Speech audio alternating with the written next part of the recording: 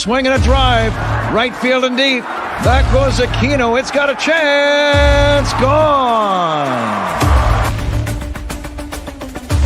Get out the tape measure. Long gone. Fly the W. Cubs fans, it's time to fly the W with Dustin Rhodes and Paul Crawly Jean.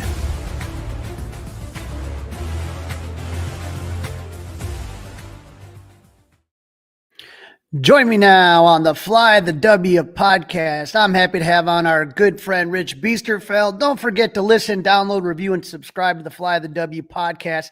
Leave those 5-star reviews. And if you're watching this on Facebook, make sure to subscribe and get notifications so you know when we're doing these fun interviews.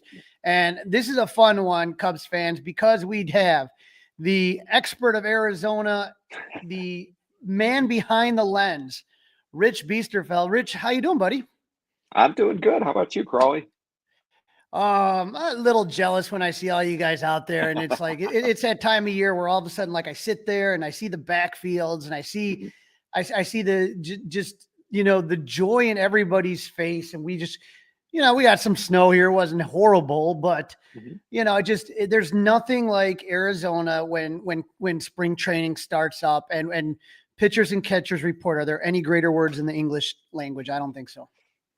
I would say that, and to me, the sound of cleats on cement when guys are running between fields. It's like that's the sound of spring to me. I love it. So tell our listeners here a little bit. How did you get into this process of photographing all of these different players that have been coming around for years? Sure. So, I mean, I go back to that. I grew up a Cub fan all my life. I grew up in Illinois, lived in Central Illinois for about 30 years. Used to come out to Arizona all the time. Spring training was my vacation all the time. And then in 2016, I got the chance to move out here for my job and got to be around the complex more when I was able to retire. Then I started doing more photography around with the team, and that's really taken off probably after COVID in 2020. Really started getting quite serious about it, and it's been fun since then. I've got to meet so many of the players from the time they're drafted to watching them move up through the system, getting to know them, getting to know their parents, all that. So it makes it really rewarding when you see a lot of the guys make it up to the big leagues, and you know how tough it is to do that. Yeah. And have you always been interested in photography? Has that always been kind of a hobby of yours, or did it, like you said, pick up more and more as you were out at the complex? Yeah, no, great question. I've been doing photography, gosh, probably since after I got out of college, just kind of picked up a camera and started doing stuff. And the love of baseball kind of combining with that kind of started to take over more and more. But I still also do some landscapes. We've got the beautiful wild horses out in the Salt River. So those are some of my other ones. But the Cubs baseball and combining that with photography is really cool. Yeah, and the funny thing is when I go out there and I'm in Arizona in spring training and I'm next to you, I'm like glue because A, you have way better vision than I do, and B, every player smiles when they see you. We got Cole Franklin commenting here, can't miss content. I mean, it's like you said, you've been able to create the bond between the players because some of these guys that are a lot younger and their parents may be living far away, you're kind of like the lens for their families to see how their kids are doing so far away. And now you've actually really been rewarded for all your work because I know that Topps has been using your photos. What has been some of the most fun things that you've gotten to see out of this? Boy, I think like you say, the Topps had cards for Christian Hernandez, a couple of those. Now former Cub Matt Mervis, his a patch card that they did for him from the Arizona Fall League. And then last year was a really cool one was Coach Rachel Folden. There was a special subset on women in baseball. And it was very cool because Rachel got to choose the photo for her card. She got in contact with me and said, "Hey, can you send me a bunch of photos that you have of me?" And then so she went through them and picked out which one it would be. Oh, that's a great story. And so Now that, we've gotten to pitchers and catchers reporting, what is it like for you? It's not crowded yet in the backfields. I'm assuming before the game start, right? Is it just, not too It's bad? not too bad. It's getting more. As soon as like the pitchers and catchers report, though, you can tell more people start coming out. Like a lot of the media, more media presence and coverage there. Um, it gets busy, but it's fun. It's all fun, even when the crowds are bigger. It's fun. It's what I always say is I love baseball. Baseball fans are for the most part are very friendly or talkative. There's a shared passion there. And so even if you don't know the person standing next to you, chances are you strike up a conversation, you're going to find a whole bunch of things in common, even beyond just the love of baseball and the Cubs. Our friend Steve Scherer says Rich Biesterfeld autograph cards coming soon to eBay. I'm going to have to put a saved search on that one. So you get to see a lot of really cool things. You get to take a lot of cool pictures. And for a lot of us that are stuck in this miserable weather right now, we look at it through you. So I'm going to ask you about a couple of things that you've kind of seen out here. First off, I know people are very excited about Nico Hoerner, wondering how he looks after the injury. And oh my God, I know Nico's best friend, Alyssa, was so upset to see that he got the buzz cut. But hey, Rich, sometimes you got to do what you got to do. Tell us about what you've seen so far with Nico Hoerner, how he's looked out there. Yeah, I noticed that reaction from a number of people today when I posted those shots of Nico from yesterday. Yeah, the buzz cut was a hot topic. But no, I've seen Nico playing catch. I've seen him taking ground balls defensively. I haven't seen him. What do I say? He's taking ground balls, but he hasn't been like taking ground balls and throwing to first or anything like that. So I think they're just kind of managing his workload and probably don't want to put too much stress yet. Obviously, I'm not privy to any of the medical things or what that whole game plan is, but it seems like they're trying to bring him along. Will he be ready for opening day in Japan? I don't know. I have not yet seen him hit or, like I say, or like fielding a backhand ground ball and then planting and throwing. Haven't seen him doing those types of things yet. So I would think those are probably check marks along the way that'll need to be, or boxes that need to be checked along the way. So yeah, it's still kind of wait and see. Now, obviously, everybody's kind of happy to see Ben Brown on the field, and he had the neck issue that was kind of hurting him. But according to the Cubs, all systems look go. He looks like he's ready to throw a few innings. How does what are you seeing from him? Does it look like there's any hesitation, or is he kind of going full tilt right now? He appears to be going full out. I have not seen him throw like a BP. So maybe for our listeners too, where the major league guys throw their bullpens, it's really out of the way of fans. The media can get to it and see it, but the fans really can't. So I haven't had a chance to observe that. There were a number of pitchers today that did throw live BP for the first time, but Ben wasn't one of those guys. So I've yet to see him throw, but from just other interviews I've seen him doing and just, watching him throw, play long toss and stuff, he doesn't appear to be holding back in any way. So you talked about BP today. I know Justin Steele was throwing some BP. Describe to our listeners what it's like in Arizona when these guys start throwing BP, Sure. when they're at a mound and who's standing in the batter's box. Yeah. So today we had a number of guys. Justin Steele, I think he was followed by Caleb Killian, Jack Neely, and there might have been one more guy because I left that field to go to another one. But they were all throwing on field one, which is close to the stadium. They were facing, or at least Justin was facing PCA and Alexander Canario. Justin's stuff looked very sharp. And I mean, normally the pitchers are ahead of the hitters at this time. The hitters don't really have their timing going well yet. But I think Canario towards the end made some solid contact, but otherwise there wasn't a whole lot of contact against Justin. And another guy that we've kind of, we're really curious. He broke the first base rookie record for home runs is Matt Bush. And, they look so different when they don't have their jerseys on. You know what I mean? They get to wear whatever they want and stuff. And this is a great photo that you took. But he looks like he's ready to go. He looks like, they all say they're in the best shape of their life, but he looks like he's in really good shape. He looks like he's ready to hit some bombs.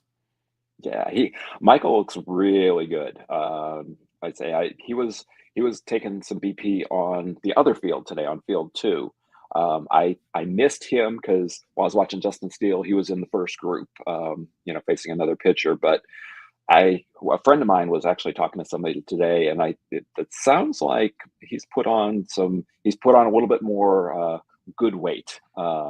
And it kind of he looks a little more ripped there than I remember him from last year, which is good. Hopefully he can continue to raise those power numbers, play the good defense like he did all last year. Yeah, one of the great stories of last year was Shodi Managa, part of the combined no-hitter. From the moment he got here, hey, Chicago, what do you say? And, it's funny to me, but it seems like Shota is always like really early. I mean, I know it's only his second year, but he is, there's certain pitchers that'll wait till the very last moment to roll into camp or whatever. He looks like he's always here early, and he just always looks like he's having fun. Like he enjoys being on the field. He has to be a joy to photograph. Yeah. Oh yeah. He seems like he's always smiling. There's again, since the Cubs began signing some of the players from Japan, there's usually a pretty large presence of the Japanese media, and even I forgot which day it was. One of the days this week, happened to look up, and there was Shota, and he was probably surrounded by at least 25 to 30 Japanese media holding a little conference and answering questions. So, but yeah, on the field, even he's playing catch. He's just, he's got that ear to ear grin, and it's kind of infectious. It's a great time to see the guys because it's, everybody's a little more relaxed. There's not pressure yet. But I don't know. For me, I always like to see guys having fun, and that just brings a smile to my face when they're smiling and enjoying it. You talked about the Japanese media. Here's a picture of Seiya Suzuki taking some fly balls. And do you notice more Japanese media with this Tokyo series coming up? And boy, it looks like what, about a month, right? Yeah.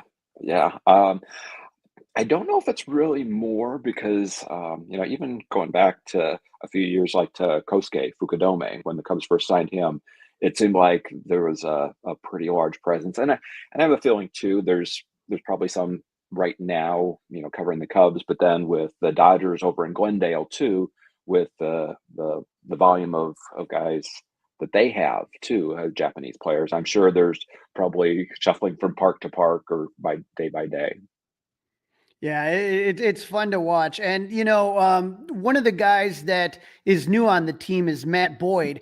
And so I'm kind of curious to see what he's got as far, it looked good with Cleveland last year. And so like to see him in the Cubby blue. And he's one of those guys that you think, boy, if he can stay healthy, he might be someone that could really be, a candidate for, say, maybe comeback player of the year.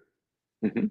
Yeah, he watched him. That was taken just the other day. Him just playing catch out on field two, but just watching his ball had a lot of movement. And a fun story from today during the live BP session with Justin, just happened to look up and caught a photo of there's Matt Boyd sitting in the dugout, sitting next to Rick Sutcliffe and chatting it up, which is like, I love seeing stuff like that. The new guys and the veteran guys, just kind of trading stories and maybe imparting some knowledge, hopefully, that Rick might have. Two Cleveland guys who ended up in Chicago, right? It's not nice there. I like to hear that. One of my favorite pictures that I've seen you take this spring, where I just looked in it and had to smile, is this one right here of Owen Casey and James Triantos. Tell us about that relationship and the connection that those guys have. Oh, I don't know if I should ever say I have favorites, but those two guys are great. It's been fun because I've watched those guys since, Owen came over and obviously in the Yu Darvish trade, and then James was selected in the draft. But so I've watched those guys play since rookie ball. So to see them progress through the system is just it's been a joy just watching them play. And yeah, they've always been tight. It seems like. You see them working out together a lot. An observation going back to rookie league. when one would be up at bat and, whatever happened based on the results, they got a hit or whatever, or, they made an out, they'd be walking back to the dugout. You'd see the two of them putting their heads together, along with Rachel Folden, hitting coach. They both have worked a ton with her, and I know, I think Owen has said it, but I definitely know James has talked about what a big help that she has been for both of them. He brought it up at CubsCon at the Road to Wrigley Mhm. this year. Yeah. That was asked, and he brought up Rachel specifically. Mhm. And so, obviously the big story coming out, Cubs miss out on Alex Bregman. And so it's on Matt Shaw. It's going to be the Matt Shaw show. Did you notice any difference in camp, like as far as the players? I don't, because I mean they've been asked about it every single day. Like, hey, everyone's been talking about it. Did you notice any kind of say letdown from the news that Bregman signed with the Red Sox? Not visibly. I mean, and again, I think these guys are pros, so I think if he had come to the Cubs, I think they would have been happy and excited. But I think they're pretty even keel with that stuff. They know the nature of rumors and things. Heck, probably some of them knew more what was going on just from private conversations, because with like Kyle Tucker and Ryan Presley, having played with him before, they might have had more insight to know before anything was made official. But I think there's a lot of faith in Matt Shaw, and I think my personal feeling, he's probably going to have some ups and downs as a rookie, but the kid's a winner. The kid's just a winner. Having watched him since he was drafted, gotten to know him a little bit, amazing work ethic. Watched an interview with him within the last week or so, and he has the guy has zero social media. He'd rather focus his time like with his fiance, reading the Bible, working out, getting ready for seasons. He's one of those kids that's going to be very easy to root for, and I think failure is not going to be an option with him. So I think he's going to figure it out. And I think what we mentioned, it's just about patience, is just understanding that this is extremely hard. He's not, you're going to be your savior. What you need him to do is play solid defense and learn, because it's a game of cat and mouse, right? They're going to try to figure out where the holes in his swings are. He's going to have to make the adjustments, and this is going to go on. And just being patient with the kid, that's kind of with all these prospects. I mean, getting up to the major leagues, I mean, it's just so tremendously difficult. And to do it, like I said, it's just going to be patience. And that's the only thing I can ask for and preach with Cub fans. I get it if a guy's a veteran player, but if they're young kids, you gotta understand it's going to take a little time, and eventually they're going to get there. Right. Yeah. I mean, there were people who were ready to give up on PCA after, his 20 at bats in 2023. And it's like, and he had a struggle. Most of your rookies, Ryan Sandberg, what was Ryan, 1 for 31? 40, yeah, something like that. Yeah. It's like, had a pretty good career in the end. So, it's like you say, it's you got to be patient. They're going to make adjustments. Not every guy's going to hit, but boy, a lot of them are. It drives me nuts too with that PCA when he came up in 23 is that he only got maybe 1, maybe 2 at bats a game, and usually against the top relievers from the other team. Exactly. It's like, are you serious? You're mad at him for that? It's like, come on, man, let's have some fun. And so it's another guy that I think is, a lot of people think is going to be successful, Cade Horton, and these guys just love throwing the football around.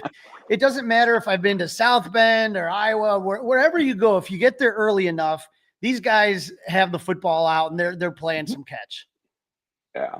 All the reports I'm hearing on Cade are really good. I know just watching him play catch again, haven't had a chance to observe any BP with him yet, but it looks jacked. It looks strong, like he's put on some really good strength. And when he was throwing, you could see there was some pace on the ball. This wasn't like a soft toss. Oh, I don't want to, hurt something or whatever. He's throwing the ball. So I'm excited. So I think Cade, he could be one of those secret weapons that we aren't talking about after missing most of last season. But he could come in big. Yeah, just him and Ben Brown. I keep kind of just wondering, you just need one of those two guys to kind of have that breakout. And you wonder where it's going to be, if they're going to keep them as starters, if they're going to use them out of the pen. They're all just kind of things that I'm taking a look at. Is there anyone else in camp right now that's kind of struck you as you just kind of look at things and you're like, all right, this is looking a little bit different, or, whether it's Alexander Canario or whether it's Kevin Alcantara, is there something out there that you've kind of observed that is just like, all right, I'm liking what I see here? Yeah. I think Jordan Wicks is one of my dark horses that hasn't, I know his name's been floated on some trade rumors.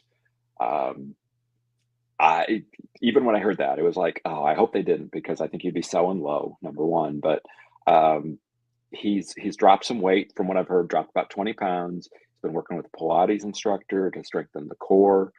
Before he got hurt last year, he was looking really good. So I'm really got my fingers crossed for him.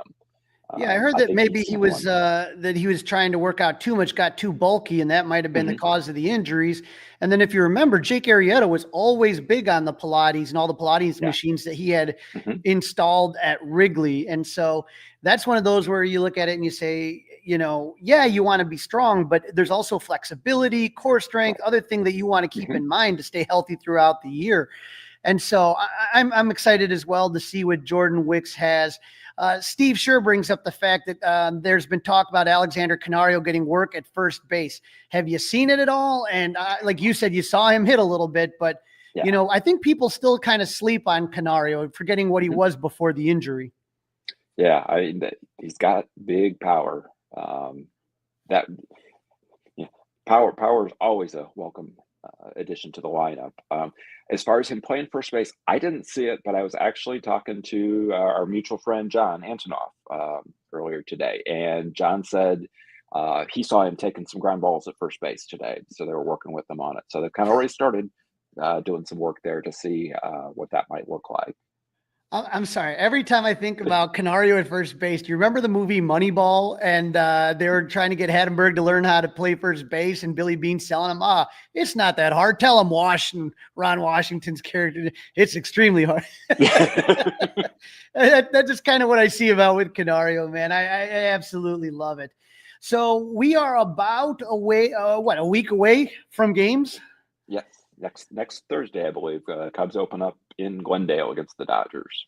And for people that don't know, it's a lot of fun. That if you're going to the game, they are going to start at the complex. They're going to do their warm-ups in the morning and all that stuff, and then eventually they'll make their pathway to Sloan Park. And that's just a great place to get autographs, talk to fans. What tips would you have for any of our listeners that are going to spring training for the first time and are hoping to kind of meet players and get autographs and those type of things? Yeah. So they post a schedule every day, both like on the Sloan Park website, and there's like they've got them scattered around, but you call it little signs posted with a QR code that you can scan with your phone, and it'll tell you what the daily schedule. And that will give you the kind of the general information. What I would say is that's kind of a starting point, but a lot of times there's other things going on that they don't list. So wander the complex. Usually the major leaguers are on fields 1 and 2, which are closest to the Sloan Park complex. But a lot of times you'll find guys on the quads, on the backfields, fields 3, 4, 5, and 6, which are primarily for the minor leaguers, but sometimes you'll see, I remember one time seeing John Lester throwing BP out on field 6 to guys. When Ben Zobrist was playing, Ben would, sometimes go out there just because he wanted to get some extra at bats. Same thing like Matt Caesar I've seen out there. So you never know what you might see just by kind of wandering around. Just kind of keep your eyes open. I think to me, always one of the best parts, and you alluded to it earlier with spring training, is that you get a chance to a lot of times meet the players because the pressure isn't quite there yet, same way as during the regular season. So a lot of times they're more open to, having that conversation. Another one that comes to mind is last year, Kyle Hendricks. Kyle was on the last year of his contract. I felt like you could really see him soaking it all in, as a Cub, because a lot of times when you see guys on the path, it's like, okay, they need to be someplace. So they're kind of, kind of walking head down straight. I couldn't tell you how many times I saw Kyle just kind of walking slowly in the path, and people wanted him to sign an autograph or just wanted to talk to him for a little bit. He took the time. As a fan, that was so cool to see. I mean, I understand the move. I still hate to see Kyle gone because he's just such a classy guy and a good pitcher. He'll always be a Cub to me, so no matter what. But it was kind of fun seeing that and fans having the chance to interact and get to see not just the ball player, but the person there too. That is a great point, Rich. And, you do such a good job in your photography of capturing the essence of the player, the person and the player, and I think that's what makes your photography so interesting. Tell our listeners where they can follow you on the socials so that they can look at all of your great pictures that we've been using throughout this show. Sure. My handle on any of the platforms is BIEST22. So like on Twitter, on Instagram. I probably post more to Twitter than or X, I guess I should say now. I still call it Twitter, but there or Instagram. So most of my stuff is there. Also do some collaboration with several of the Cubs minor league affiliates. Was doing some stuff just today with Myrtle Beach, and we had a little fun with the South Bend Cubs about some pictures I posted of a couple of their catchers who are known for their fun interactions on and off the field. Love it. And like I said, that's what's great to watch, Rich. And we really appreciate you jumping on, appreciate everything. And we'll be checking in from time to time throughout the year. And you and I are going to opening day together. Yes, we are. March 27th in Phoenix. First time for me at Chase Field. Steve will be there. Jeremy I saw was on here earlier is going to be there. We're going to have a absolutely amazing crew of about 20 to 25 people. So it'll be fun when we all get to be out there. I can't go a spring without hanging out with you, Rich. You know how that goes. Absolutely. Hey, there's one question I think I need to answer though, because it's from my sister. She's asking how Ethan's doing. Ethan's doing great. Ethan Roberts, we got to hang out with him at CubsCon. He was ripping cards with our friend Bo. And yeah, absolutely. Thanks, Barb, for jumping in. And Scott Nelson says Beast 23. Scott is absolutely just has so many great Cub stories. And so everybody wanted to tune in and say hello, Rich. So thank you for taking some time tonight. Absolutely. And this interview, if you missed it or if you want to show somebody it'll be on the Fly the W podcast dropping tomorrow. Thanks again, Rich. Looking forward to us having a good time out in Arizona. Absolutely. Thanks for having me on, Crawly.